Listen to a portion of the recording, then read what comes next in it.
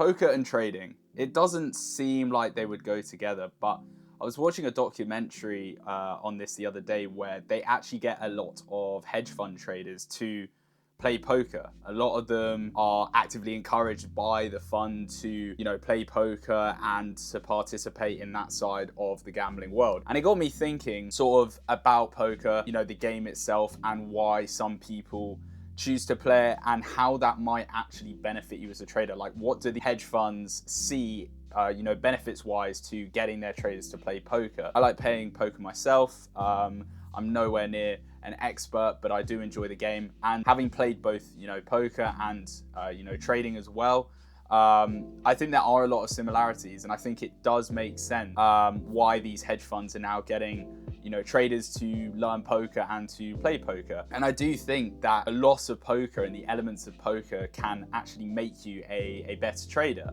So I wanted to just go through this today to see, and explore a bit more about why I think, playing poker will make your trading better. And obviously, as always, it will be great to hear what you think in the comment as to, if you play poker, do you think it would make you a better trader? The first reason why I think these hedge funds get people to play poker now and their traders to play poker now, and also why I think it does help your trading, is it forces you to learn risk to reward. Now, if you've never played poker before, the game itself is quite simple. There's 5 cards in Texas Hold'em, which is what I'm talking about. And essentially, betting round, you put money into a pot and, you can either call that, raise, fold. And essentially, after 5 cards, you either force your opponents to fold or you show down with whoever's left in the hand. And within the rankings, whoever has the best hand wins. In terms of where risk to reward comes in, when you're faced with a betting round and maybe you don't have a strong hand, maybe you don't even have a pair at that current point, but there's still a few cards to come where your cards could develop into better things. Maybe you could get a flush or a straight. This is where you have to think about risk to reward. What I mean by this is if the pot, say, is £10 and someone has, on the turn or the 4th card, bet £4, that's quite a low fee to see the final card, especially if you're drawing for something like a straight or a flush. So the way I'm thinking about this for traders is you always need to think about risk to reward. What are you putting in to get out, and what are you expecting to make back from your risk? So obviously, you wouldn't want to give someone £5 with the likelihood they'll give you £5 back, right? You want to get something more. And it's the same with poker, and it's the same with trading. If I put in, or if I'm paying £4 to see this, the potential to win is £10. I will have the opportunity to make more. And so this is how you have to think. You have to think very calculated. Same with if you're only paying, £1 more to see the last card, it seems like a fair deal and the risk reward is there.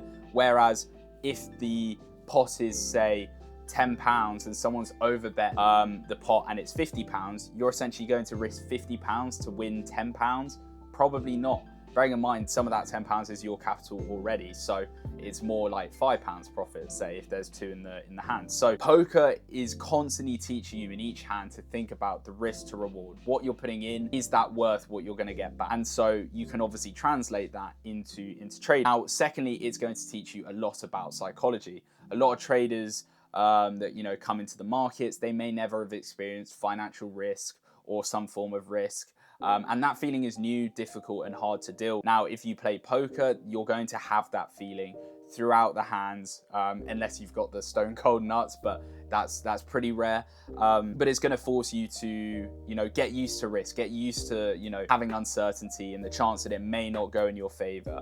And alongside that, it's going to let you get used to losing, but also get used to winning and dealing with your emotions with that as you go on maybe a losing streak in poker where it's completely out of your hands and the cards just don't go in your favor. Trading will also have that. So it kind of forces to learn the psychology that comes with trading, learning about what risk feels like, learning about losing streaks, winning streaks, wins, losses, everything like that. And allowing you to, or forcing you to think more about just the money and the data and the statistics instead of the psychology and what you're actually feeling. So that's another reason why these hedge funds will get a lot of traders to play poker, because they manage their emotions far better doing it this way. Now, the fourth point with poker, unlike other forms of gambling, there's no house edge. It's a complete player versus player situation. I've obviously done other videos on trading versus gambling. Poker is slightly different because there's an even chance to win. At the end of the day, it's your skill that will allow you to make money or lose money. Anyone can sit down at a blackjack table and win some money, but if you've never played poker before and you sit down to play, you will get cleaned by anyone that's half good at the game. So the reason why they don't just tell these traders at hedge funds to go and play blackjack is because there's a house edge. Statistically, you will lose over a certain period of time. Whereas with poker, it is completely player-based. There is no house edge. And there are professional poker players, there are strategies. You could, build with data and know, okay, over 10 years, if I play like this, if I call, fold, whatever hands in whatever position, then chances are I'm going to make money. So it's the best form of, gambling, that you can expose yourself to some of the same psychology as trading, and also thinking about risk to reward as trading. But it also comes with no house edge, where you could actually develop an edge. And a lot of traders are really good poker players because of the similarities between the two. That's not an uncommon thing. And as I said, that's why a lot of these funds will get the traders to practice playing poker. Now, off the back of that, as I said, it gets you used to playing with data and probabilities. Poker is completely a game about odds and probabilities and the chance of things happening. And so you're constantly thinking about the odds of this card coming, or odds of, if you're holding if you're holding a heart, what's the chance that they might have a flush? Well, it's going to be reduced because you block that. You reduce the percentage chance of them having one of those suits. So it's constantly forcing you to think about probabilities and data, which is exactly what trading does. That's all trading is, probabilities and data to support that. So again, it's that similarity, using data, using probabilities, and purely trading off that and playing poker off that, not emotions. So just sort of a little point as well, I do think it kind of teaches you a bit more about how the market moves, in the sense that if you look at how money transfers in poker and how you make your money in poker, it's pretty much the same as what happens with a lot of the market, right?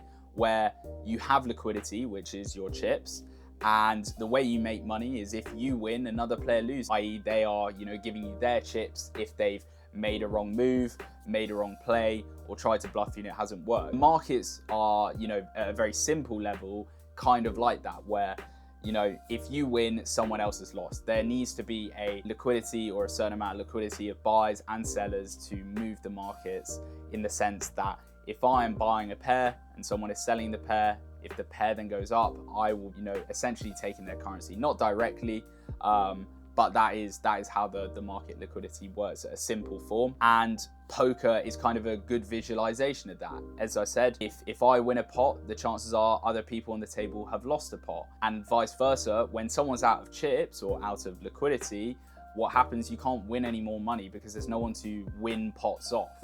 And so I think funds, like to, obviously they're going to know about this already, but I think it's a good visualization of how the markets move and what kind of moves, both poker, but also the markets as well. So do I think that poker will make you a better trader? Just based off what I've said there, I think it will do. I think the main thing is the psychological exposure that you're going to get from it. As I said, experiencing the feeling of risk, losing, winning, even if it was nothing to do how you did. It's just like with trading, you could have a perfect strategy and it still loses. That's just part of the game. So I think, yes, poker will make you a better trader. And I think these hedge funds are seeing this now by, introducing their traders to poker, getting their traders to play poker. And also, it's no surprise that some of the top traders are also very, very good poker players, because they do kind of go hand in hand in a lot of areas. But as I said, let me know what you think. I hope you enjoyed this video, and I will see you in the next one.